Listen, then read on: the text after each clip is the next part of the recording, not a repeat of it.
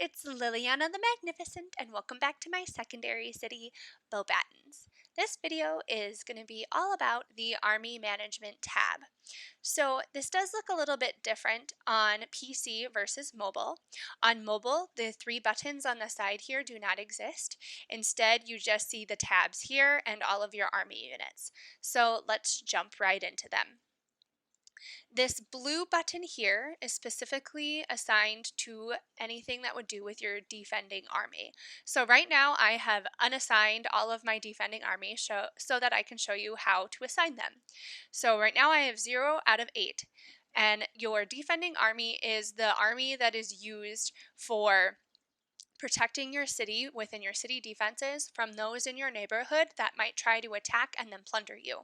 So what I always highly suggest is having one either just normal fast unit or one champion. I always go after the champion, so that automatically made one blue. I always like to have 4 heavy units assigned to my defensive army.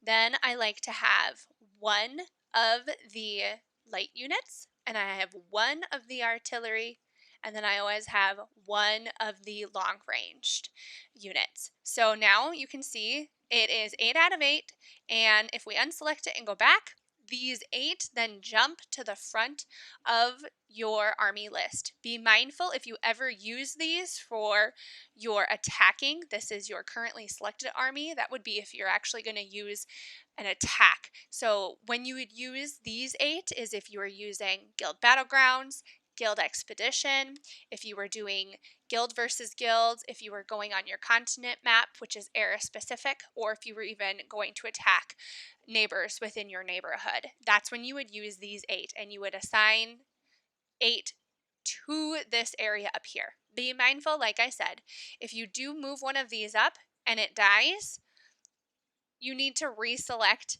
another army unit to join your defenses, otherwise you're 1 unit down. So just be mindful of that. So let's pretend that we were going to attack maybe something in Guild Expedition. Let's just go show you. I'm not actually going to do it because I will die if I do, because it's GE level 3 and I am not that strong. So you can see that when you look in your Army Management tab, when you're just in your city, there is nothing here. When you go into either Guild Expedition, Guild Battlegrounds, or any of the ones that I listed, the army that you're going to attack shows up in the right-hand box. This is your army on the left-hand side. So you want to set up something that'll match this so that you'll hopefully win. No matter what I do, I will die in this, but let's, for kicks and giggles, just assign something. This little kind of switch flip-flap little cursor shows up, but let's say I would just put 2 of these guys just to show. We would do 2 of these, 2 of these. This would not be what I recommend, but just saying. So whenever you go into battle, always make sure that you have a full 8 of something within your currently selected army. And then these 2 options come up on the bottom, auto battle and attack. What that means is if I were to select auto battle, it automatically fights without me having to do anything. So it's AI versus AI. Whereas if I press this green attack button, then it is something called manual battle. That means then that I go into the battlefield and I choose when of these certain units go, what they do, who they hit, etc. So think of it as auto versus manual battle is what these 2 buttons mean down here. Let's say, let's look at, I know some of my units are regrowing or maybe they just are all dead right now. Oh, okay. Everybody is dead or not hurting. That is, oh, here I found one little guy. So let's say I needed to use him and I wanted to heal him. I could press this little button, select to heal units, it grays out, and if I were to select him, it shows me that I would need to spend 16 diamonds in order to heal this unit.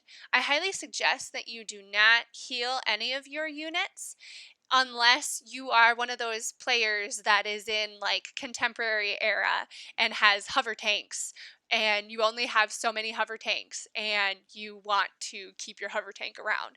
That's specifically if you have gone to the future era on your continent era map. So that's how you get those units. But don't, other than those kind of instances, don't use diamonds to heal your units. If you also want to delete units on PC, you grayed out, you select it, and if I were to tap this, it would ask me if I wanted to delete this unit, which I do not want to do. The difference now on mobile without these buttons, you just select a unit and it either shows you red as an option, which means you can delete it. It shows you a blue little option on that guy, which means you can select it to your defensive army. Or if it's, if it's hurting and it needs to be healed, then you can also heal it in that area too. So that's the difference between mobile and PC. Last thing I want to cover is just what the tabs mean up above here. So this is your all units. So it shows you everything and it can scroll for days and days. And if you are in, let's say even like me, postmodern era in my main world, it shows me all of them in one tab and it can scroll for days. So highly inefficient to go after that way. This little symbol here is your fast units. It'll only show you the fast units. So you have to scroll through less, but it only shows you the ones that are there.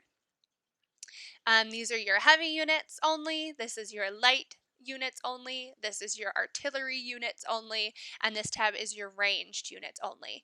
These are the same exact order on mobile as well.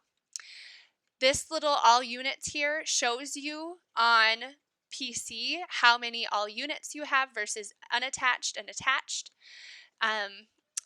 of a certain era. Now, if I went to all ages, I think I only have iron. Maybe that's why. I think I only have iron, you guys, because I know I don't have really any bronze age. But it does show you your attached versus unattached, and I have another video that I will link up here that talks about attached versus unattached. We won't go into that in this video.